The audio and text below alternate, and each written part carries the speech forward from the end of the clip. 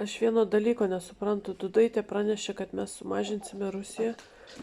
Kariuomenės vadas pranešė, kad ant mūsų užmes 10 kilotonų galvutę, žus 2000 žmonių ir tada turėsime tikrąją laisvę. Nu, daug kas sako, kad čia absoliutus klėdesiai.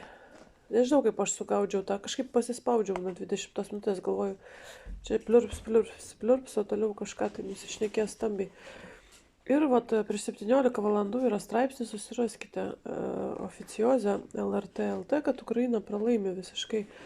Interviu su Ukrainos karo žurnalistu labai kontrastuoja su tuo, ką mes matome Slavo patriotų komentarai ištisai Facebook'e, kad iki Peremovos, kad Ukraina laimės dar vakar ar užvakar su kažkokiu, tai teko susigrumti.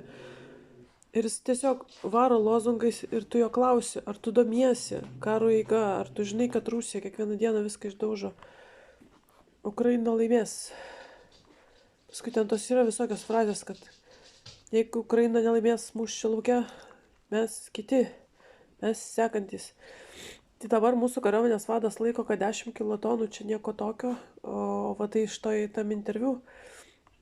Žurnalistas sako, kad karo eiga labai pasikeitė nuo praeito sausio. Va įdomu, jisai šį sausio ar praeitą turiu menį, turbūt šį.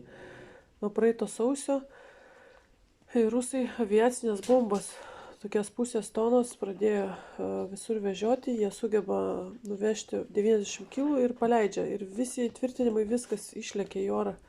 Viskas aplinkui išlekia į orą ir viskas, tu nieko negali padaryti.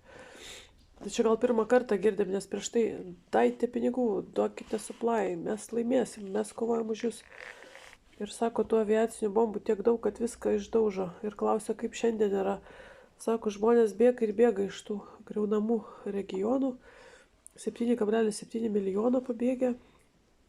Na ir kasdieną dar praneša, kad iš kariuomenės bėga, dezertiruoja. Ir Times of India vakar pranešė, kad vyresni žmonės sako, aš va paprastas ten ūkininkas, darbininkas, aš neturiu karo patirties, aš čia nesuprantu. Ir aš tiesiog atsitraukiau. Tai sako, man dar reikės gyventi, o kodėl aš čia turiu, sako, žūti, aš nieko čia nesuprantu, ką čia daryti, taigi tiesiog paleido į mūšio lauką.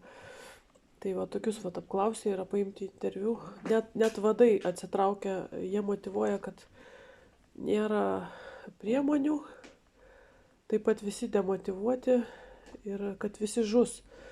Jeigu liks, tai žus visi, tai dėl to traukiasi, kad gyventi.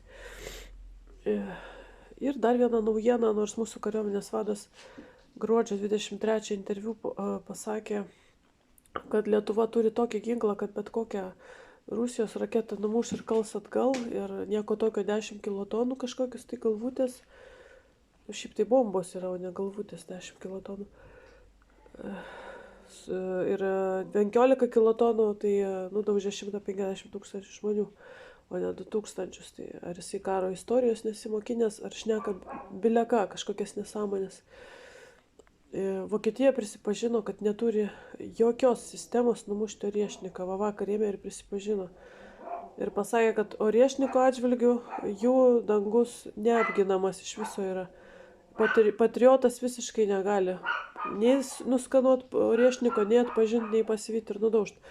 Tai labai kontrastuoja su mūsų kariuomenės vado drąsinančia retorika, kad Lietuva turi tokią technologiją, o štai Vokietija, kurios maldaujame brigados, ginkit Lietuvą, atsiskit brigadą, neturi tokios technologijos. Tai jūs visą laiką analizuokit, ką kas šneka.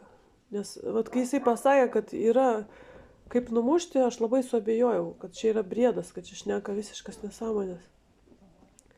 Gal atgal kalti ir turi, gal susivežė atominį ginklą, mes nežinom, bet aš visą laiką sakiau, kai čia rėkdavo, sekantis mes, sakau, sekantis mes tik tai tuo atveju, jeigu Lietuva įsiveža atominį ginklą, jeigu Lietuva įsivežė atominį ginklą, tada yra labai didelė problema. Bet visą laiką galima ją spręsti. Rusai, kaip patys matote, nekala, laukia. Jeigu yra įvežtas atominis ginklas, jį reikia kuo greičiau išvežti ir viskas, paprastas sprendimo būdas. Nes jeigu įvežė šiais laikais, viskas matosi iš satelitų ir be to visur pilna yra agentų. Pilna. Pažiūrėkit, net konservatorių partija turėjo agentą Rusijos. Tai tiek.